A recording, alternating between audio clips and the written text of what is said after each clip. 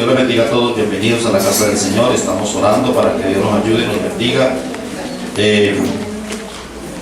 Estamos, Mateo 16, 17 al 20.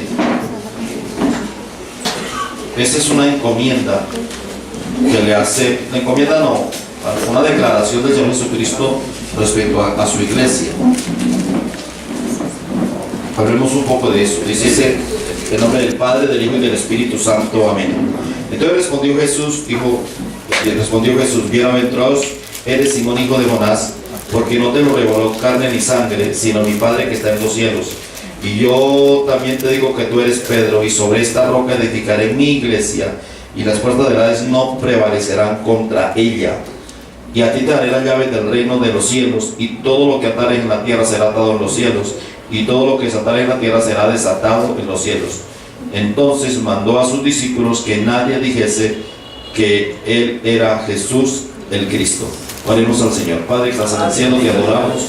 Levante su mano arriba, su oración también, y pidámosle a Dios que nos ayude. Padre, te damos honra y gloria, te damos alabanza, te damos adoración, reconocimiento en esta noche, en esta día, Señor. Gracias te damos por cada hermano, por cada familia, por cada persona.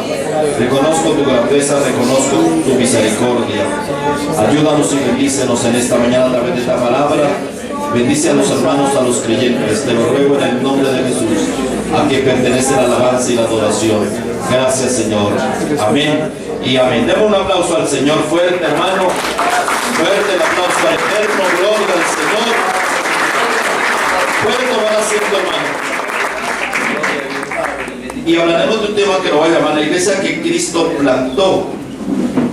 La iglesia que el Señor Jesucristo plantó. Voy a llamarla de esa manera, pues para mirar el tema. El tema está relacionado, amén, con la iglesia que Cristo plantó y su desarrollo que ha tenido. Y cómo procuraremos y cómo miramos la iglesia hoy. Parece que hay una bastante diferencia, hay una separación de conceptos, separación de doctrinas, de creencias, de la iglesia que Cristo plantó en el primer siglo. Todo su énfasis, toda esa obra que él hizo con sus discípulos, con sus apóstoles, con los creyentes del primer siglo. Y parece que esa iglesia, por alguna razón, se fue deteriorando en su moral, deteriorando en su concepto bíblico y espiritual. Y parece ser que la iglesia de hoy, la iglesia del siglo XX, la iglesia que está pendiente del rapto, de la venida de Cristo, parece que no hay el esfuerzo, no hay la fortaleza de esa iglesia del primer siglo. Por eso hablamos de lo que Cristo le dijo a Pedro. Lo quise tener esta lectura bíblica, porque si uno mira y determina pensar lo que Cristo le dice a Pedro acá acerca de su iglesia, pues uno podría interpretar que es una iglesia que es poderosa. Es una iglesia que fácilmente no le van a hacer daño, no la van a deteriorar ni moral, ni espiritualmente, ni doctrinalmente. Entonces, si uno recibe lo que Cristo le dice a Pedro en el primer siglo, pues uno tenía que pensar, determinar que la iglesia es indestructible, que la iglesia no debería mancharse, que la iglesia no debería tener otro tipo de cambio al día de hoy. Bienaventurado tú eres Simón, hijo de Jonás, porque no te lo reveló carne ni sangre, acerca de lo que Pedro había dicho, de lo que era Cristo. Porque yo también te digo que tú eres el Pedro, y que sobre esta roca edificaré mi iglesia. ¿Ven? Entonces es el concepto que tiene Cristo, de que Él edificará la iglesia, y que las puertas del Hades, o sea del infierno, no prevalecerán contra ella. Yo escribo algunas cosas para tratar de refrescar mi mente de lo que hemos estudiado. El apóstol Pedro, a quien el Señor Jesucristo le manifiesta claramente la condición espiritual de la iglesia, y él dice que él la edificará. Por eso dice el versículo que sobre esta roca edificaré mi iglesia. Noten que Cristo se apersona y Cristo toma el control desde el primer siglo de que Él es el que va a edificar la iglesia. Claro, bajo ese concepto, hermanos, pues uno tenía que pensar y tenía que fortalecerse que si Cristo es el que está edificando la iglesia, construyendo la iglesia, plantando la iglesia y que va al frente de la iglesia, pues uno tiene que dar por descontado que las puertas del infierno no prevalecen contra ella. ¿Cuánto lo creemos, hermano? O sea, que ninguna maldad podía entrar a la iglesia. ¿Qué está pasando con la iglesia? Es como la pregunta que nos podíamos hacer con la iglesia en el mundo entero. ¿Por qué la iglesia es tan frágil hoy? ¿Por qué la iglesia es tan se mezcla? ¿Por qué la iglesia no tiene doctrinas firmes, estables? ¿Por qué la iglesia en el mundo entero tiene doctrinas diferentes? Unos piensan una cosa, otros piensan otra cosa. Porque pareciera ser que la iglesia la iglesia de Cristo plantada en la tierra no tiene una doctrina, no tiene una enseñanza. Tiene muchas enseñanzas, muchas formas de vivir, muchos conceptos para vivir. ¿Qué está pasando con la iglesia? Es una pregunta válida. Cristo dijo: las puertas del infierno no permanecen, no prevalecen, no pueden hacer frente a la iglesia que yo voy a plantar. Levante su mano y adore al Cristo que plantará y que está plantando. Dice: yo la edificaré mi iglesia sobre la verdad que Pedro acaba de decir. Porque mire que en el versículo 13, viendo Jesús, dice: viniendo Jesús a la región de Cesarea de Filipo, versículo 13, 16, 13. Porque dice: yo también te digo, tú eres Pedro, y sobre esta roca la religión confunde las cosas. La religión dice que la iglesia está fundamentada sobre lo que está normalmente hablando Cristo ahí, y cualquiera lo puede interpretar porque no tiene común o como un todo de lo que Cristo viene diciendo, el contexto que Cristo viene hablando sobre esta roca. Entonces cualquiera puede decir que la roca es Pedro. Tú eres Pedro, lo identifica. Hay una charla entre Pedro y Cristo, pero esa charla viene en el versículo anterior. Miremos: viniendo Jesús de la región de Cesarea de Filipo, preguntó a sus discípulos diciendo: ¿quién dicen los hombres que es el Hijo del Hombre? Es una pregunta que Cristo le hace a los discípulos de él. O sea, Cristo le dice: ¿qué piensa la gente del Hijo del Hombre? O sea, de la persona de Cristo. Ellos dijeron: unos Juan el Bautista, otros Elías, otros Jeremías o alguno de los profetas. Note de alguna manera el concepto que tenía la gente del primer siglo de Cristo mismo, que era Elías, que era Jeremías, que era alguno de los profetas. Note, o sea, si la iglesia que ha venido tratando de formarse desde el Antiguo Testamento, hablando del pueblo de la nación de Israel, el fundamento de Israel era Dios, el fundamento del pueblo judío era Dios, era el Sinaí, era la ley de Moisés, era un solo Dios. Ahí no había no había muchos, un solo Dios, y era la ley de él, que tendrían un solo Dios. Ahora Cristo se presenta, viene al mundo, aparece y les hace la pregunta a los discípulos: ¿qué piensa la gente? Claro, la gente dice: uno dice Juan, otro dice, uno dice que es un profeta, otro dice que es Elías, otro dice que es Jeremías. Y le dicen: ¿ustedes qué piensan que soy yo? Amén. O sea, ¿qué concepto ustedes tienen del que está levantando la iglesia, del que está levantando la obra, el que está estableciendo el reino de Dios? Y entonces Pedro responde, el Señor Pedro dijo: tú eres el Cristo, el Hijo del Dios viviente. Bienaventurado, le dice Jesús a Cristo, porque no se lo reveló carne y sangre. O sea, lo que Cristo le está diciendo a Pedro, esa es una revelación. Lo que está diciendo usted no lo ha dicho cualquier persona. Usted, obviamente, por revelación del Espíritu y por la intervención del Dios Trino en la vida de Pedro, está diciendo: tú eres el Cristo, el Hijo del Dios viviente. Amén. E inmediatamente Cristo le dice a Pedro: y tú eres Pedro. O sea, hay una diferencia entre Pedro y Cristo. ¿Cuánto lo creen? Amén. Porque la iglesia no se identifica o no se crece o no se planta en Pedro. No se planta en los apóstoles, en la doctrina de los apóstoles. Amén. Que fueron inspirados por el Espíritu Santo. Pero la verdad que de Cristo le dice ahora a Pedro es sobre esa verdad que usted ha dicho, sobre esa revelación que usted ha tenido, sobre la revelación de Cristo, aleluya, que es el Hijo de Dios, aleluya, que es el Hijo del Dios viviente. Voy a edificar mi iglesia. Aleluya. Él está diciendo: sobre esa verdad, sobre el Cristo viviente, será levantada la iglesia. Levante su mano y adore al Señor. Es una iglesia que nunca será derrotada, ni por los musulmanes, ni por el Islam, ni por la gente dura de corazón. No, hermano, la iglesia avanzará. Amén. Y la iglesia irá a la ventana 1040, yo lo creo. Irá gente de Dios y predicadores del Señor. Habrá violencia, claro que sí, la violencia del reino, la violencia de impartir este mensaje, la muerte, todo aquello, vendrán temblores. Y la tierra temblará, hermano. Y cuando la tierra tiemble, y cuando se sacudan todo el globo terráqueo, la gente tendrá que decir: necesitamos a Dios que tiene en sus manos el control de la tierra. Y temblará Colombia, y temblará a Cundinamarca, y temblará a América del Sur, América del Norte, y Europa, y Asia temblará. Aleluya, porque la venida de Cristo se acerca, y esta palabra será predicada hasta el fin de la tierra, y todos confesarán que Jesucristo es el Señor, para la gloria de Dios Padre. Levante su mano y adore al Señor en esta mañana. Entonces esa iglesia nunca será derrotada, y esa iglesia nunca será detenida. O sea, la iglesia no puede ser detenida por nadie. La iglesia avanzará, la iglesia predicará. Aleluya. Esa iglesia jamás será derrotada, jamás será vencida, aunque su rival, digamos, su rival frenético, endemoniado, su rival plantado desde el Génesis, sean las puertas del Hades. Note que el rival de la iglesia no es el gobernante de turno, y el enemigo de la iglesia tampoco es el falso profeta de turno, ni la religión falsa de turno, ni el imperio que se levanta. Cristo dijo: aunque se venga el mismo infierno y el mismo diablo contra la iglesia, porque solamente hay dos poderes. En el mundo hay dos poderes: el poder de Dios, el poder de la palabra, el poder del cielo, el poder del Espíritu Santo, y el poder del infierno, que tiene cierto poder.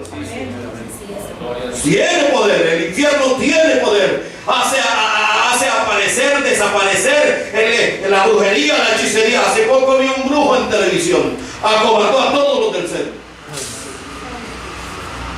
Había un señor, creo que un sacerdote católico, no sé si en el escenario o ahí lo vi, y inmediatamente lo prendí y vi esta semana. Y el brujo le decía: aquí se siente la presencia del diablo, aquí está el diablo, aquí están los demonios. Y todo el mundo decía: si es cierto que no puedo hablar. Si el que dirigía el programa decía que no podía hablar. Pues se asustaron.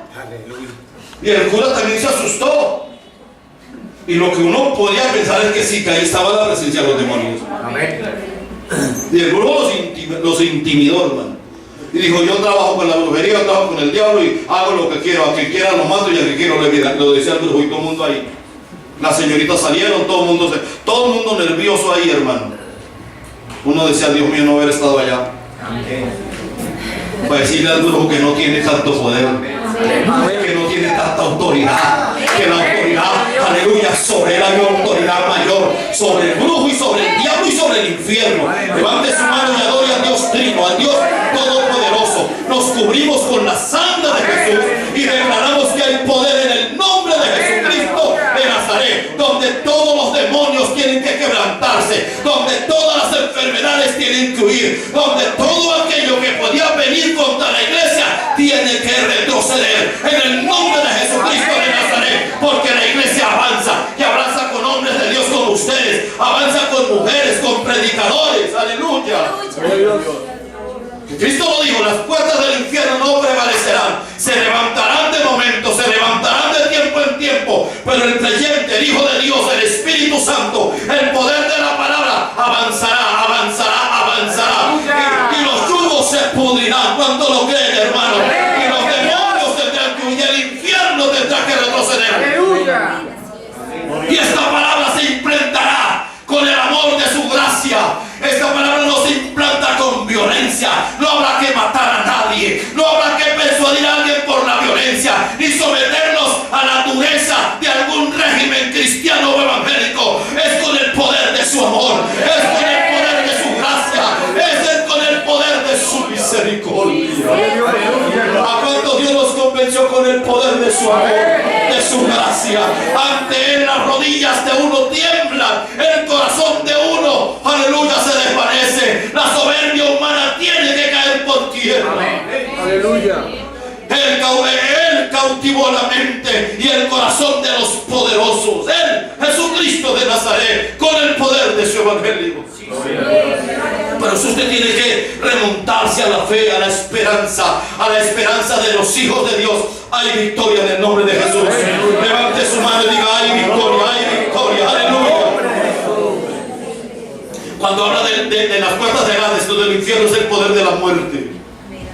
Es el poder de la muerte. Aleluya. O sea, que ni aún la muerte se podía enseñorear.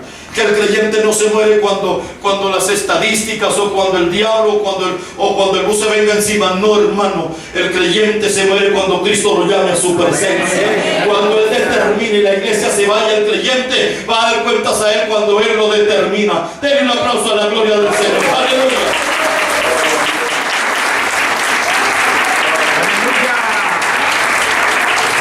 En la iglesia, el creyente de tiempo en tiempo tendrá que decirle cómo se plantó la iglesia. Porque pronto el creyente nominal, el creyente moderno, el muchachito que llega a la iglesia, el joven que llega desprevenidamente al culto y no se le dice ciertas cosas, él no sabe dónde está, él no sabe a qué precio se plantó la iglesia, él no sabe qué fue lo que pasó para establecer este gran reino y este gran, no lo llamo imperio, pero este gran reino que es el reino de Dios. Entonces cualquiera podía venir hasta aprovecharse de la iglesia, manipular la iglesia, estropear la doctrina de la iglesia, creyendo y tal vez desconociendo a qué precio se sembró la iglesia. ¿Qué fue lo que pasó? Alguien en algún momento en la historia de Richard Bullman dice que a alguien le hablaron de Jesucristo y que Dios lo salvaba y que había milagros y sanidades, y él no creyó. En 14 años de persecución en Rumanía por el imperio y por todo lo que era paganismo y cómo se llama los que niegan a Dios, el ateísmo. Y un hombre aceptó al Señor y fue a la reunión cristiana creyendo en ese poder sobrenatural de Jesucristo. Y cuando fue al primer culto, porque solamente oía que Jesucristo, aleluya, los salvaba, que Jesucristo estaba con ellos, que Él era el Dios eterno. Y cuando va a la primera reunión, dicen que, le predican el evangelio, dice: ese Cristo que usted ha creído es el Hijo de Dios, vino a la tierra. Y luego le empiezan a decir: ese Cristo lleno de gloria vino y se hizo hombre, y vino y estuvo con los hombres, y fue hasta la muerte. El hombre abrió los ojos. Santo, aleluya. Y empezó a concentrarse en lo que el predicador decía, y fue hasta la muerte, y muerte de cruz. Y el predicador dijo: y Cristo murió y entregó su vida, y lo golpearon, y no hay parecer en Él para que le deseemos. Aleluya. Su carne fue molida, su costado fue herido, aleluya, fue hasta la muerte. Hay una tumba. Y mientras el predicador hablaba, el hombre dijo: mi Salvador está muerto. No sabía eso, que mi Cristo y mi Salvador lo habían herido, lo habían maltratado y estaba muerto. Y él se deshizo en su fe. Aleluya. De repente el predicador dijo: pero no se preocupen, amigos míos, porque ese Cristo que murió ha resucitado. Está herido ciertamente, pero ha resucitado. Hay poder en la resurrección. Hay poder en la muerte, pero en la resurrección de Jesús. Él no sabía que Cristo había padecido, él no sabía que Cristo había muerto. Y cuando le dicen a él que Cristo murió, él se deshizo en su fe, él se quebrantó en su alma diciendo: mi Salvador murió. Pero ahora que le dicen que no solamente murió, sino que resucitó, y que está a la diestra de Dios Padre, y que viene pronto, su fe creció y empezó a decir: Cristo murió pero vive, Cristo murió pero es el vencedor. La iglesia debe saber eso, aleluya. Son la labor de plantar la iglesia. En cuanto a Cristo, el comienzo de esa siembra fue de gran proeza, de forma sobrenatural, de gran valor, de gran precio, aleluya. Lo que Cristo hizo en todos los aspectos fue de gran precio y de gran valor. Es cuando la gente desconoce la obra de Cristo, aleluya. El Señor se lo dice a Pedro y a todos los discípulos en Mateo 16, 21 al 27. Note que Cristo le dice a Pedro el precio que él va a pagar. Cuando le dicen: tú eres el Cristo y te daré la llave del reino. Desde entonces comenzó, versículo 21, 16, 21. Comenzó a declarar a sus, o sea, parece ser que no antes. A partir de ahora, de la revelación de Pedro, tú eres el Cristo, el Hijo del Dios viviente. Y entonces dice, sobre esta roca, sobre esta verdad que ha dicho Pedro, sobre el Cristo del Dios viviente levantaré y edificaré mi iglesia. Entonces, a partir de ese momento se abre la revelación y la enseñanza. Y entonces se les dice a los discípulos el costo. El costo. Porque hay gente que cree que el costo no es nada. Y quiero decir que hay un costo. Hay un costo en Cristo. Dice, desde entonces comenzó Jesús a aclarar a sus discípulos que lo que era necesario ir a Jerusalén, padecer mucho de los ancianos y de los principales sacerdotes y de los escribas, y ser muerto y resucitar al tercer día. Entonces note que inmediatamente Cristo le dice, ustedes van a ser testigos y yo mismo voy a ser el ejecutor principal y el actor principal de la siembra de la iglesia. Va a ser a costa de mi vida. Amén. Aleluya. Yo moriré por ustedes y de ustedes lo van a ver. Ustedes van a ver la muerte, el sacrificio, todo lo que va a venir, aleluya, sobre mi vida. Y el costo de plantar una iglesia, de plantar la vida espiritual. Ciertamente el lema de los creyentes es sin dinero y sin precio. Eso lo dice el profeta. Venir y comprar sin dinero y sin precio. Ese es el lema del cristianismo en todos los tiempos. Que no vale nada. Que no nos fue, levante su mano.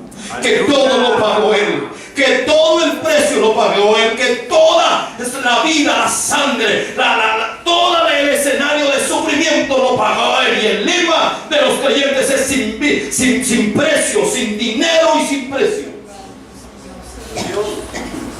Por ejemplo, una sanidad no vale.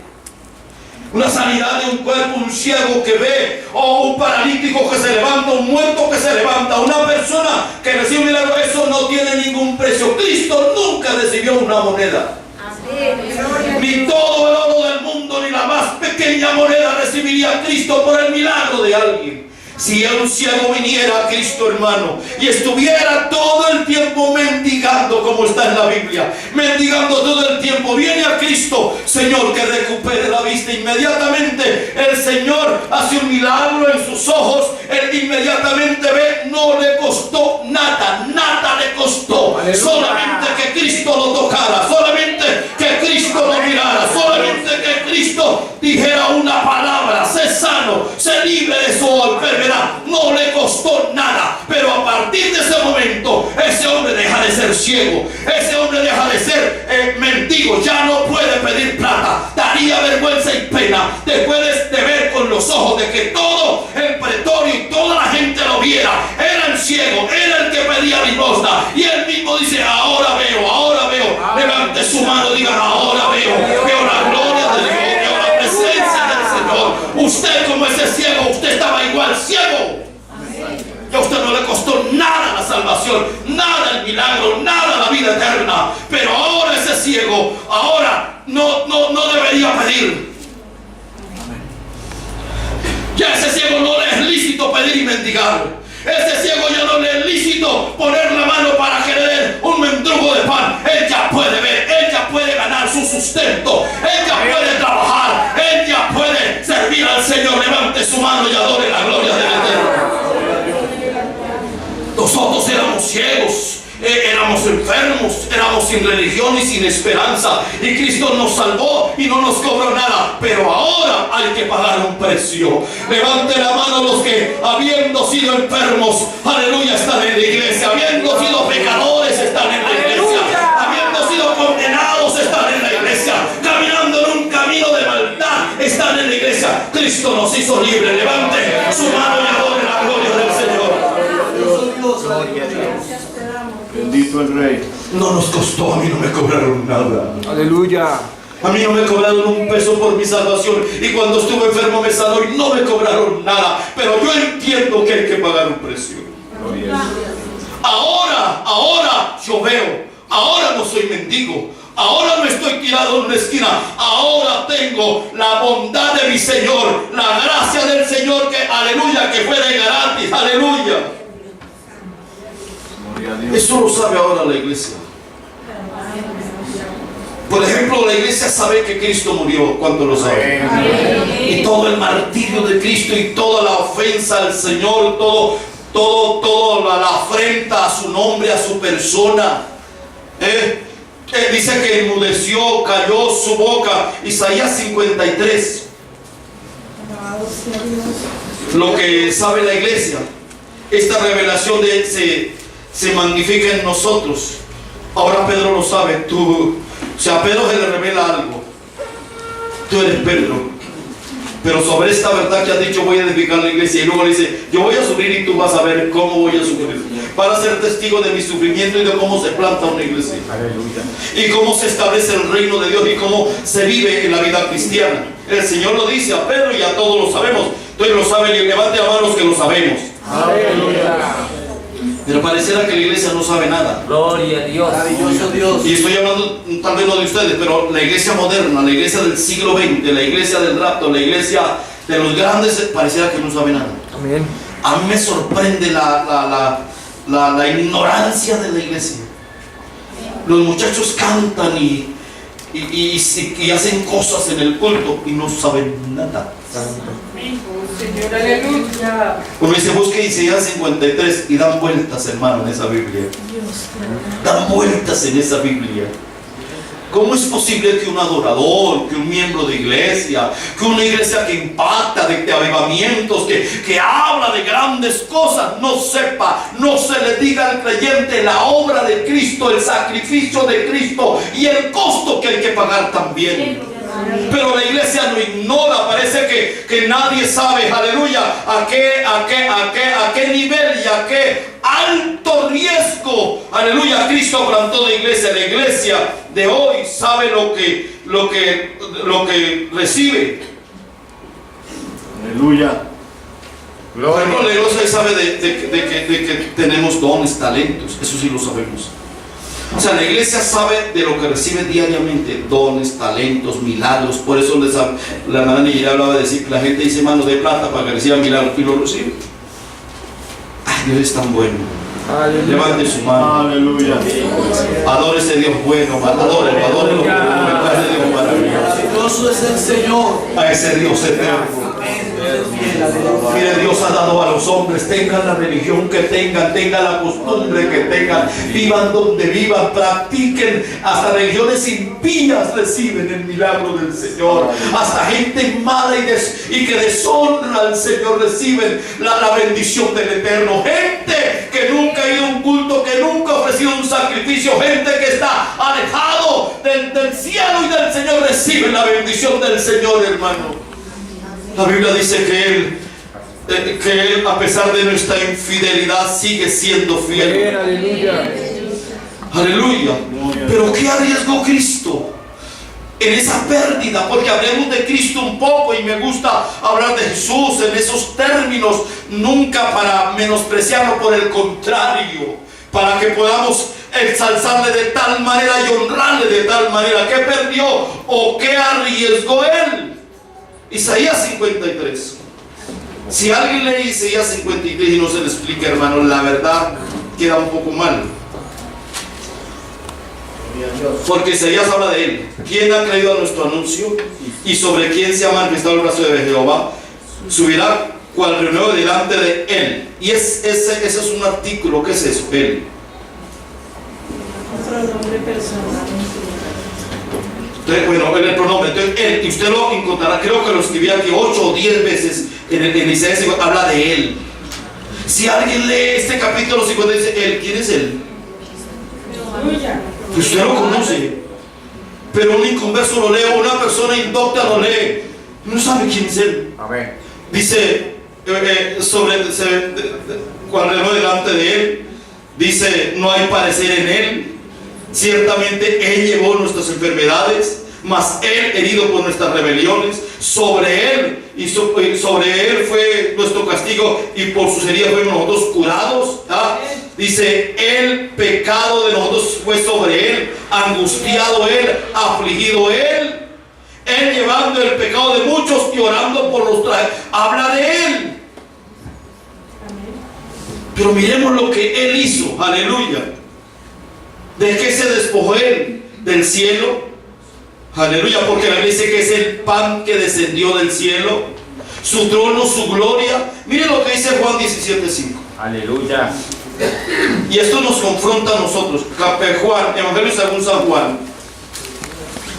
Porque hay evangélicos que no quieren perder nada, hermano. Hay creyentes que no quieren perder nada.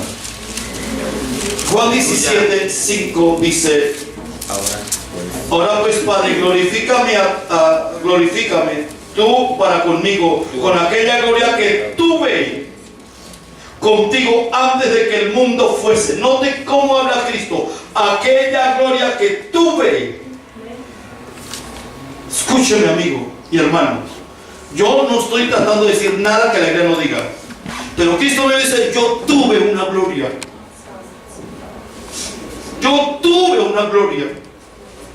Yo estaba en el cielo, estaba al Padre, estaba, todos los ángeles me adoraban, y Cristo reconoce que tuvo una gloria. Ve, arriesgó su gloria. Arriesgó su gloria por venir a esta tierra. O sea, él se deslindó de todo lo que de alguna manera le protegía en el cielo. En el cielo no lo golpeaban, en el cielo no lo maltrataban, no lo herían. En el cielo lo adoraban, en el cielo lo reverenciaban. Todo en el cielo daba la gloria a Cristo. ¡Aleluya! Así como en el tabernáculo, en el desierto, antes de que Cristo viniera, todo apuntaba a Cristo. Él es la puerta, Él es el sacrificio, aleluya, Él es el cordero, Él es el sumo sacerdote, Él es el templo, Él es el oro que cubre el templo. Él es todo. Levante su mano y diga: Él es todo, Él es todo, Él es todo. Y note que le dice al Padre: yo tuve una gloria. Entonces arriesga, aleluya, su trono, su gloria. Glorifícame para contigo, con aquella gloria que tuve contigo antes de que el mundo fuese. Aquella gloria. Note que el costo de edificar una iglesia, porque estoy hablando del costo de Cristo, amigos míos, el costo del Señor, dejar su gloria, dejar los cielos, dejar el cielo, aleluya, tomar las miserias del mundo. Tomar las miserias humanas, venir a esta tierra, hacerse hombre, aleluya, que el mundo le dio. Las miserias que el mundo le dio es el costo que el mundo no lo dignificó, aleluya, lo menospreció. Isaías 53, volvamos. Mire el costo de Cristo. Por eso la iglesia, el creyente, usted en esta mañana, yo en esta mañana, tenemos que acercarnos a Él con dignidad. Alabado sea el Señor. Dice: subirá cual renuevo delante de Él, no hay hermosura le veremos más inatractivo para que le deseemos. Entonces era el lirio de los valles, era la rosa de Sarón, era el más hermoso de los hijos de los hombres. Ahora le vemos inatractivo. Ahora está totalmente herido y desfigurado su rostro. Ahora no tiene piel en su espalda, no tiene piel en su cara. Ahora no, pareciera que es como un hombre que anda por el mundo llevando una cruz, totalmente desposeído de algún favor humano, de algún amor humano, de algún cariño y respeto de los hombres. El costo, amigo mío, es el costo que usted debería aprender a pagar. Ya hemos sido sanados. Levante su mano. Aleluya. Ya hemos sido limpiados.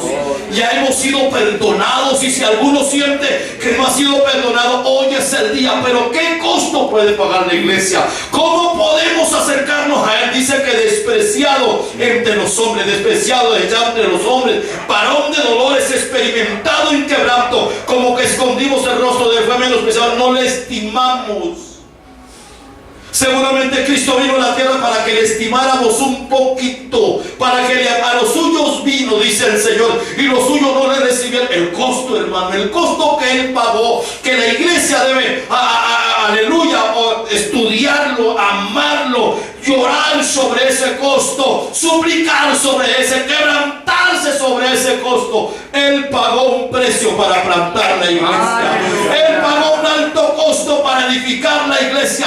No fuera meramente llamar. Alguien dijo: no, era Dios, pero rehusó ser Dios, se despojó de ser Dios, 100% hombre, actuó 100% hombre sin dejar de ser Dios, pero él enmudeció, cayó su boca, lo golpearon. Él podía haber hecho que los montes temblaran, él podía ver que los ríos de alguna manera se vinieran contra los malos de aquellos tiempos. Él había podido hacer que temblara todo el Getsemaní. Había podido hacer temblar que temblara Galilea, que temblara Palestina, hermano. Amén. ¿Sabe cuándo tembló esa nación? Cuando murió. Amén. Cuando él murió le quitaron la vida y murió. Dice que hubo una oscuridad y que tembló la tierra. Solamente tembló cuando él murió. Aleluya. Alabado Dios. Gloria a Dios. Aleluya. El mundo no lo dignificó, sino lo menospreció. Es como raíz de tierra seca, despreciado, echado entre los hombres. Fue menospreciado, no le estimamos, pero él llevó nuestras enfermedades. Me gusta, hermano. Amén.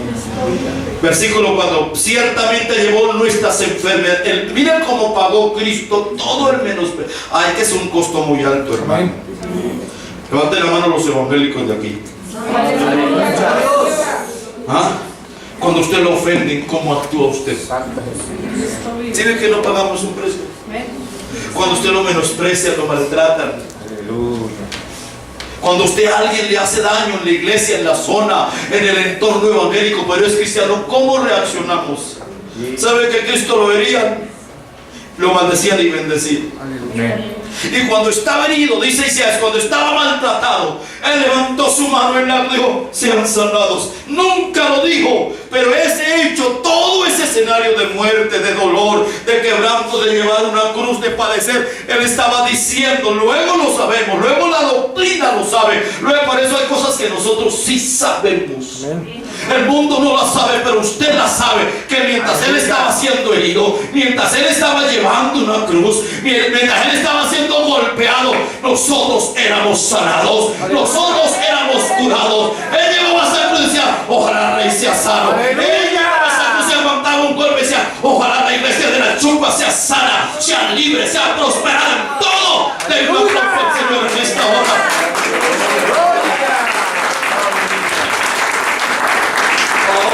La iglesia de hoy es cobarde, atípica. La iglesia de odia, los creyentes odian a otros evangélicos. Hoy se castiga con el desprecio, con el desamor. Hoy no se perdona a nadie. Amén, amén, aleluya. El costo de, no queremos pagar un costo de la humillación, decir: sí, hermano, yo tuve la culpa, yo me quebranto en 1000 pedazos. Yo acepto mi falta, mi rebelión, pido perdón a la iglesia, pido perdón a los diáconos, pido perdón al pastor. Aleluya. Pero no lo hacemos, porque ese es el ego humano, ese el inquebrantamiento. Ahora somos como de pedernal y de acero. Necesitamos a Cristo en esta mañana. La iglesia necesita a Jesús. Aleluya. Ojalá nos vistiéramos de las armas del Maestro, hermano.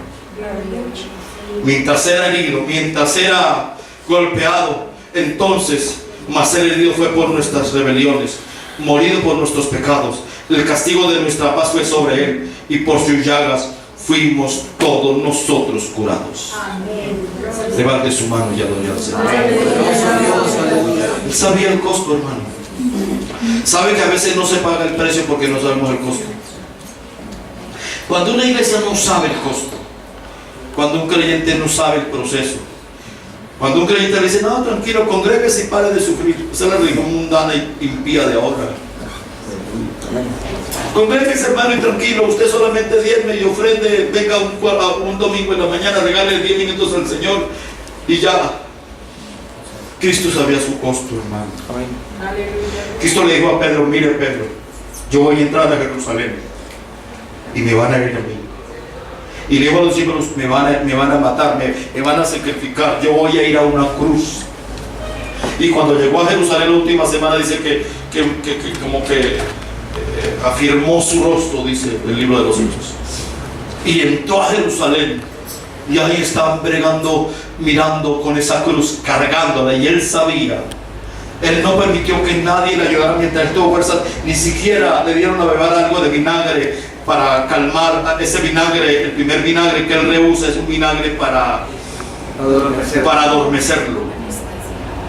Alguien dijo: está sufriendo mucho y no se queja. No se queja, y no se queja por mí. Está siendo doblegado, lo desnudaron.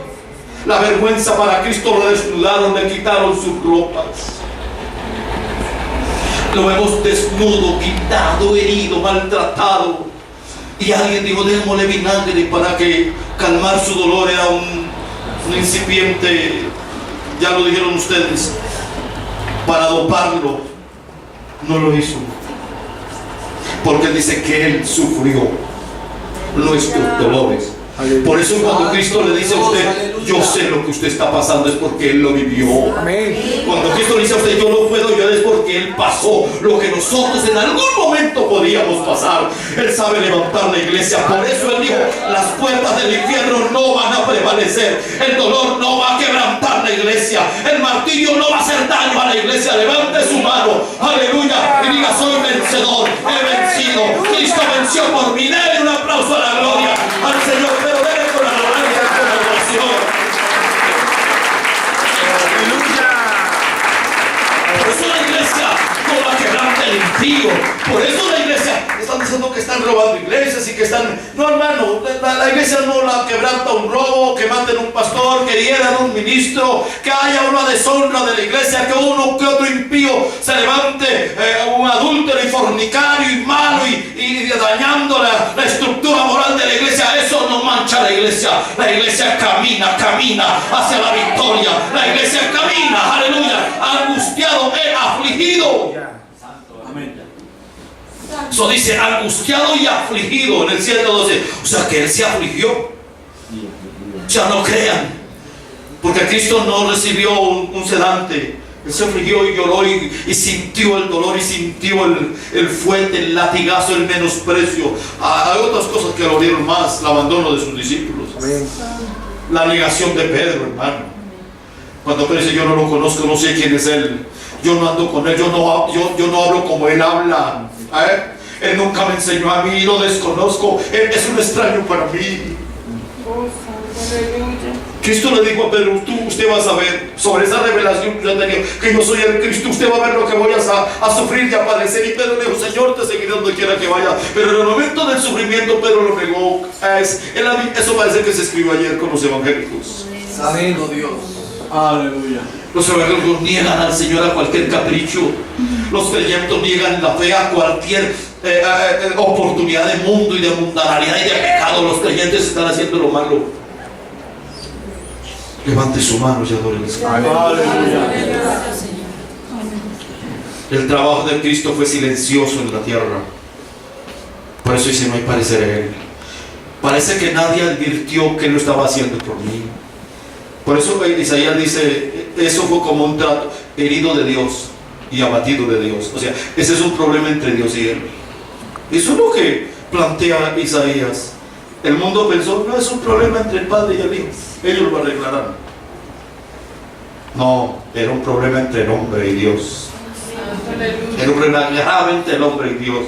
Aleluya. Angustiado, no abrió su boca. Se dispuso con los impíos a sepultura. Tremendo. Se dispuso con los impíos, o sea, se le dio el trato de un impío. El costo, ¿cierto? A mí alguien a veces un día me dijo, hermano, y mi honra.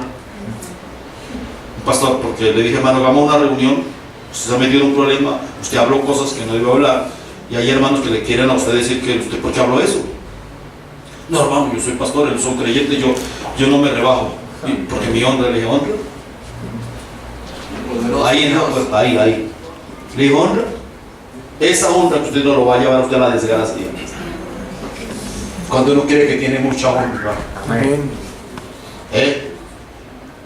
¿Dónde está la honra de Cristo? Y no abrió su boca, y no se defendió, y no llamó a María su madre, ni a José su padre. En algún momento en el secreto del Getsemaní, porque ahí es donde buscamos la honra. En el secreto del Getsemaní, Cristo le dijo al Padre, Padre, ¿por qué me has abandonado? ¿Sabe que cuando el creyente tiene problemas, el precio del creyente, y cuando usted tiene dificultades, hay un lugar donde a usted Dios lo bendiga, lo levanta, lo exalta, donde usted Dios le da la victoria, le habla, donde Dios manda ángeles, Dios le dice: estoy contigo para ayudarte, estoy contigo para protegerte, estoy contigo para darte la victoria, hermano. Hay un lugar, es el lugar de la adoración, es el lugar del culto, del secreto, donde la Biblia dice: entra en el secreto, y en el secreto de tu Padre ora a tu Padre que está en el secreto, y Él te recompensará en público. Aleluya. Denle un aplauso a Dios que recompensa en público. Fuerte, fuerte el aplauso y con alabanza, hermano. Aleluya. Con alabanza y adoración.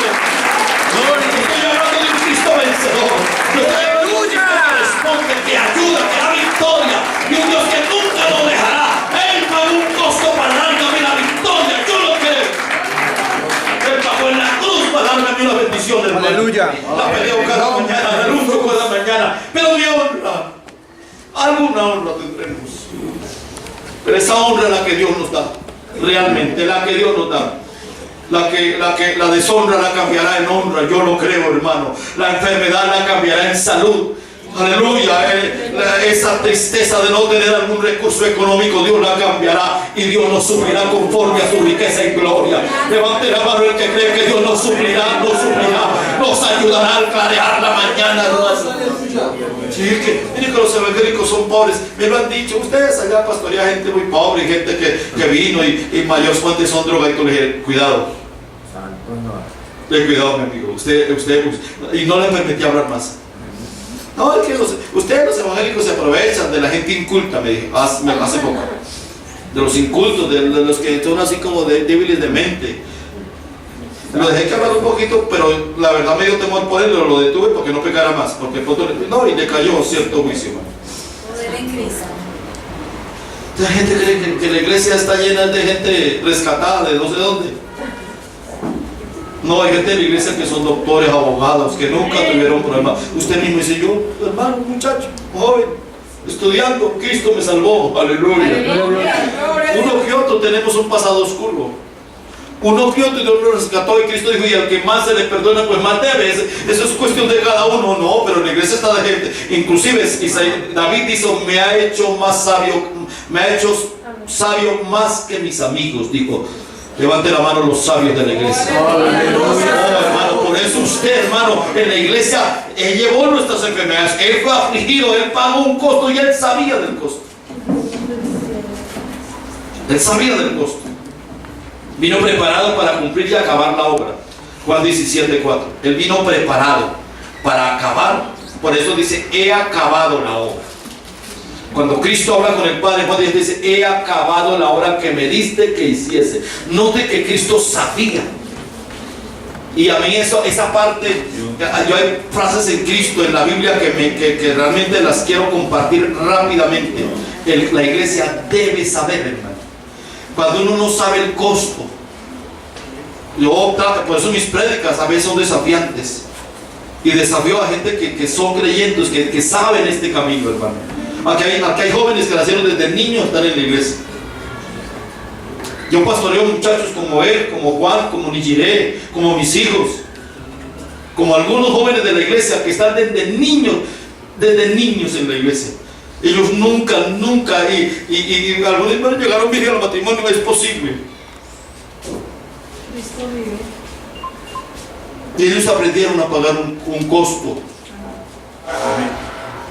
Aprendieron a vivir en su adolescencia, su juventud, con negaciones, claro que el mundo, que no sé qué, es claro, si todo lo que envuelve la fe cristiana, claro, y doy gloria a Dios por eso, hermano. Aleluya, amén. Si uno pastorea a gente que sabe, por eso me gusta transmitir este mensaje de tiempo en tiempo, que la iglesia sepa. Que la iglesia, ¿cuánto creen que la iglesia debe saber? Amén. Debe saber el camino que va a andar, la senda que va a transitar, lo que Dios tiene para nosotros. La iglesia lo debe saber. Y si viene el momento de lucha, la iglesia lo debe saber. Y si llega el momento de turbación, la iglesia lo debe saber. Y si viene el momento de que Dios trate con nosotros, la iglesia y el creyente lo debe saber. Amén. Cristo lo sabía. Dice: yo sé. y he acabado la obra que me diste que hiciese. O sea, cuando Cristo vino a la tierra, Él ya sabía lo que tenía que hacer. Él sabía que iba a entregar su vida, que iba a padecer por malhechores, que le iban a quitar la vida, que a los suyos iba a venir, los suyos lo iban a rechazar. Él lo sabía. Levante la mano y adore al Dios eterno. Aleluya. Nos toca a nosotros seguir la tarea. Lucas capítulo 14. Lucas capítulo 14. Nos toca a nosotros. Ahí donde hemos mirado. Lucas 14, 28 al 30.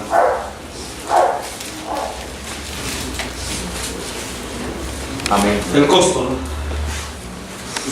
Porque ¿quién de vosotros? Miren que Cristo le está hablando de algunas cosas. Y de pronto Él dice, miren, ustedes ya saben cosas. Del sufrimiento, del padecimiento y de todo lo que vamos a hacer. Lucas capítulo 14, versículo 28. Léalo ahí, búsquelo ahí. Porque ¿quién de vosotros que queriendo edificar una torre no se sienta primero y calcula los gastos a ver si tiene lo que necesita para acabarla? Note que Cristo le dice como en enseñanza y en formación cristiana. ¿Quién de ustedes, queriendo edificar una torre, no se sienta primero? Como que dice, si se va a ser evangélico, si se va a ser cristiano, si va a asumir un ministerio, piénselo primero, mi amigo. Yo trato de decirle eso a los posibles pastores, lo digo cuando fui presbítero, lo digo a veces de tiempo en tiempo. La verdad, valía la pena desanimarlos a los que quieren ser pastores. Y desanimarlos al tope, hermano, a bajarles toda la moral. Y decirle, hermano, usted va a sufrir, usted no se le va a dar dinero, usted va a padecer enfermedad, usted no va a tener amigos, usted a la gente no le va a dar plata, hermano. Usted le va a tocar predicar con el alma, gente dura de corazón, como se le dijo a Jeremías. Porque cuando uno le dice, como decía Jeremías, gente que no le va a creer, gente que no lo va a escuchar, gente que a usted le va a dar por el lomo, le va a dar palo, no lo va a escuchar Jeremías, pero afirme el lomo y va y predíqueles. Por eso Cristo le dice, ¿quién de ustedes queriendo edificar una torre? ¿Cuántos queremos edificar? Queremos edificar la vida cristiana, la familia, la iglesia. Queremos servirle al Señor. Y Cristo, piénselo. Entonces, ¿quién de vosotros? Los costos es un llamado ni siquiera a hacer algo. De Lucas capítulo 14, 28, no es un llamado a hacer algo, es un llamado a pensar. Nosotros le decimos, no, hermano, váyase y después piensa. Y qué locura, a veces uno se va. Y cuando uno está en el surco, empieza uno a pensar. Diciendo, ¿quién me metió aquí? Yo no lo pensé primero, hermano. Me pasó. Primer año de ministerio, primeros 6 meses di todos mis sermoncitos. Yo copiaba y tuve la fortuna de escribir sermones, y copié uno del hermano Alfonso, de la radio. Yo copié sermones, otros, bueno, me soñaba cosas, yo escribía. Cuando ya dije todos mis sermones, con el alma y con el corazón me quedé sin predicar. Y cuando ya no tenía predica y no estudiar la radio era complicado, o sea, mirar la radio, escuchar a otro predicador, porque a uno le enseñan que no copie sermones, que no escuche a nadie, que Dios le da, que Dios le ministra, que eso arrodíllese, ministerio boa, Biblia, oración y ayuno, y que Dios le da, y nada que recibía. Entonces, que pues, gente cree que eso no más que uno arrolla así, el sermón viene. No, hermanos. Entonces, cuando uno se queda sin sermón, cuando uno se queda sin recursos, cuando el arriendo está por 3 meses vencido, cuando no hay ropa, cuando todo lo que se ponían los hijos Dios lo ha regalado, alguna bicicletica regalada, algún patincito regalado, algo, hermano, un domingo, hermano, tome para que haga algo de comida. Y yo no estoy menospreciando el misterio, yo doy gloria a Dios por lo que me tocó. Ahí yo dije el costo. Entonces Cristo le dijo, cualquiera que queriendo edificar una torre no medita, o sea, ni siquiera es un llamado a hacerlo ya, sino a pensarlo. Levante su mano. Levante su mano y adore al Señor. Es a pensarlo. Por eso los del bautismo los motivo, y usted debe hacerlo.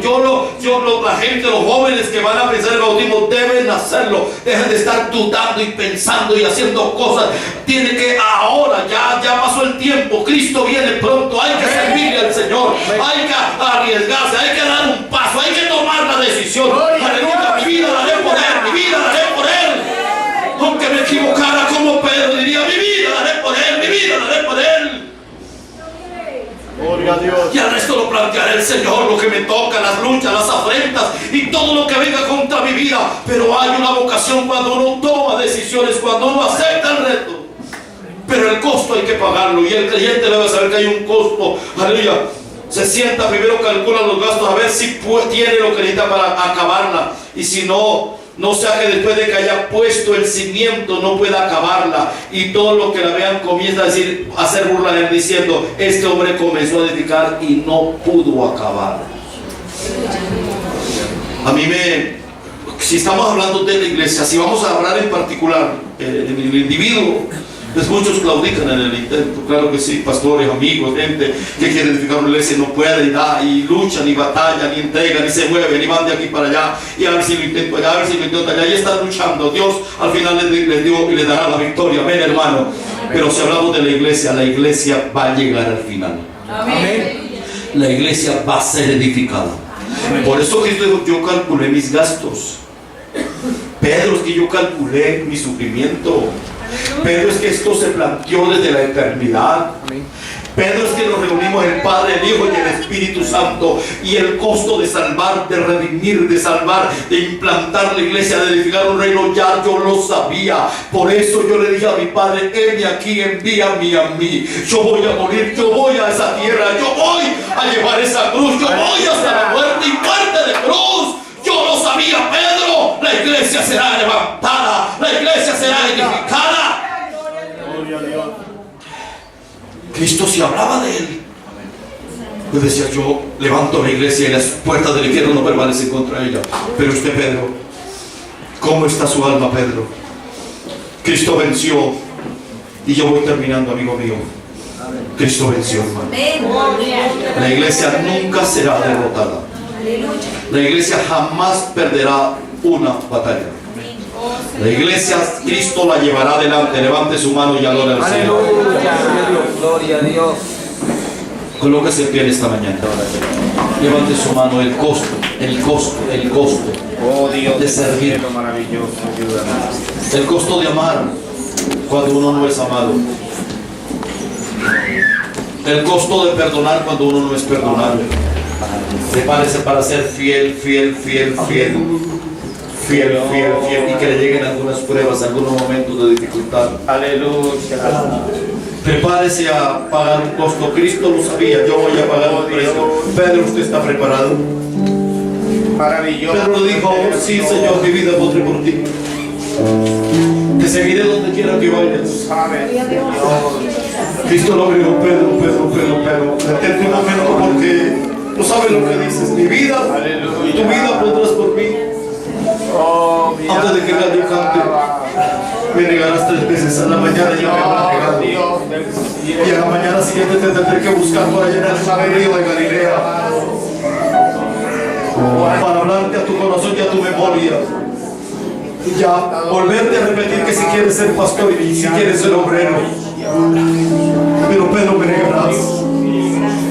Pedro, no sabes lo que dices todavía. Pero las luchas van a venir, las batallas van a venir y van a golpear tu alma.